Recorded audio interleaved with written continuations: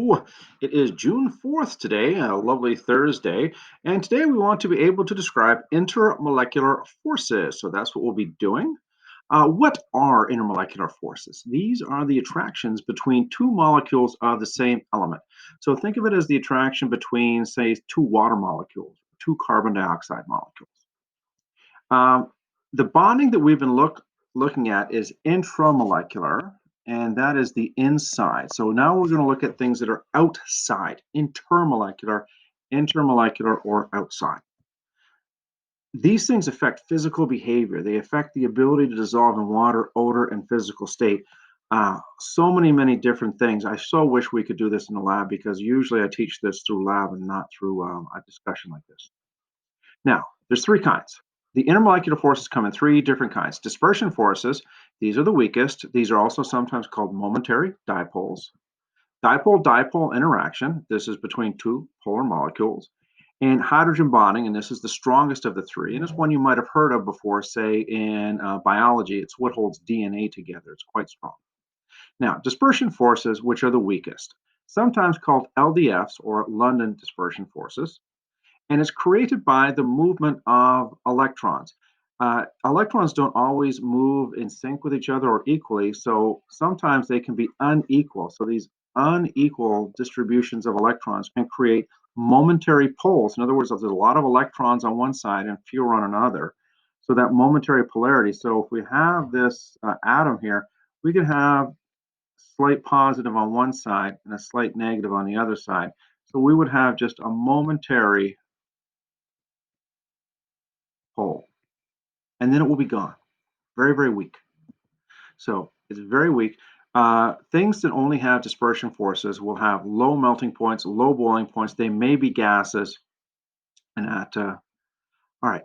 Substances with only dispersion forces. This, I think, is the easiest example to take a look at and grasp. We're going to start with fluorine, F2. It's a gas, and it has 18 electrons. Each fluorine brings 9, so a total of 18. Cl2, also a gas, now with 34 electrons. Now we're going to go up to 70 electrons, and bromine is a liquid, so it's got more attraction between the molecules. Now it's a liquid, and if we go all the way up to iodine, and all we're doing is really traveling down the periodic table there, iodine is a solid, 106 electrons, so more electrons, more dispersion forces, or more LDF, and more likely to be a solid.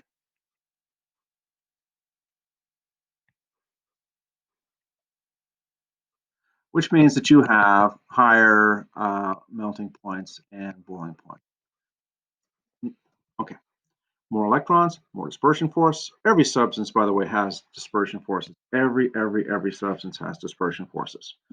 Helium, classic example of this. Helium only has 2 electrons, so it's got almost no dispersion force at all. It has no other forces attracting it. So helium will only become a liquid. In other words, it will melt from solid to liquid at 0.95 Kelvin. That's not a mistake. That is 0.95, less than 1 degree from absolute zero.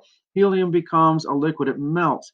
That's crazy. And then it becomes a gas at 4 Kelvin. So helium with almost no attraction to the other helium molecules. Really, that's why it's a gas to almost absolute zero, because there's no attraction between molecules.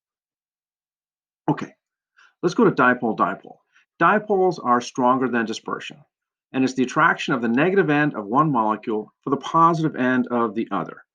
These things will have higher melting and boiling points and less volatility or lower odor. Polar molecules will be attracted to other polar molecules. So there's a saying here called like dissolves like. Things that are chemically similar dissolve other things that are chemically similar, and polar molecules will be dissolving other polar molecules. Here are some polar molecules, and notice that if we have a positive charge on this side and a negative charge on that side, they're going to organize that way. They tend to line up to negative to positive, so they tend to have an order, an internal order or a structure.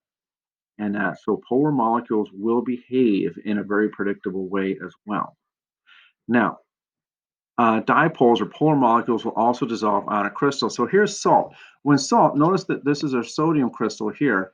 This sodium ion is going to be attracted to the negative oxygens, and the negative chlorine is going to be attracted to the positive end of the water molecules. By the way, these things are water molecules. These are the oxygen, and these two things are the hydrogen. So that's H, and that's H right there. So dipoles will dissolve ionic crystals. Things that are polar will allow salts to dissolve in them. Oil and water. You know that oil and water doesn't mix. It's like a saying. So on the top here is the oil. Notice the oil is made out of carbon and hydrogen. Very, very low electronegative difference, non-polar. So oil is not polar. And down here, I have my substance that is polar. And that substance that is polar is not going to mix with the substance that is nonpolar because of its positive and negative ends. So the reason why oils and waters don't mix is because the water is very, very polar. It's got positive and negative ends, and the oil does not have these ends, so it doesn't change its attraction. It does not orient itself towards the water. And a matter of fact, stays separate from it. Now, the third type of intermolecular forces that we're going to talk about here are hydrogen bonding. This is the strongest intermolecular force possible.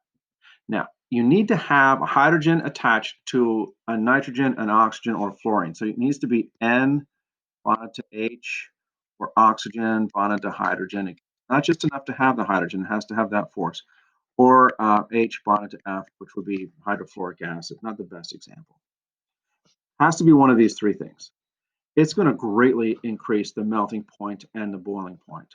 Amazingly increase it because this is the strongest. More hydrogen bonds gives us more attraction. Thinking about the difference between something like water and alcohol. So a typical alcohol here is, say it's a carbon bonded to an oxygen, bonded to a hydrogen like this, and then water looks like this.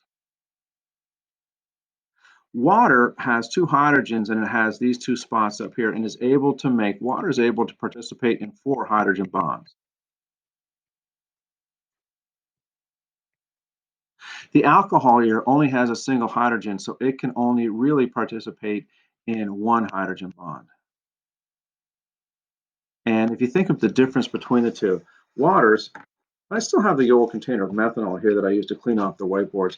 It does have, if you open up the container, you can definitely smell it. I don't like the smell of it and that it is toxic to drink. But it does erase the other markers quite well, which, by the way, is a force of intermolecular attraction. Like dissolves like. All right, so hydrogen bonding. Something else here. Take a look at water. Water is bonded here, and you see in our center, if we look at this water molecule here, this individual water molecule, it is able to participate in 4 hydrogen bonds.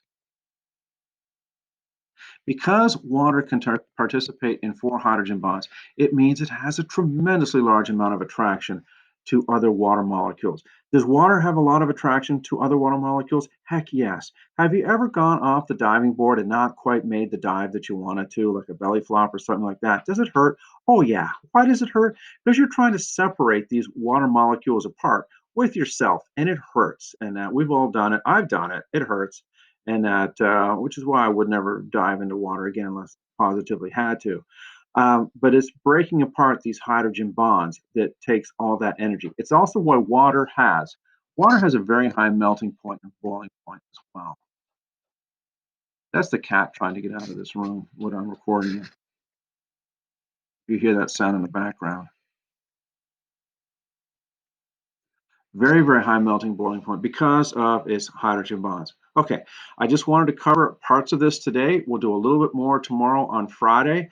And I think this has been a huge video and a lot for today. Hey, look, I hope you're doing great on this Thursday. We are almost done, so stick with it. Thank you very much for the great results on the quiz. Makes me happy, very, very happy. Hope you're doing well. Bye-bye.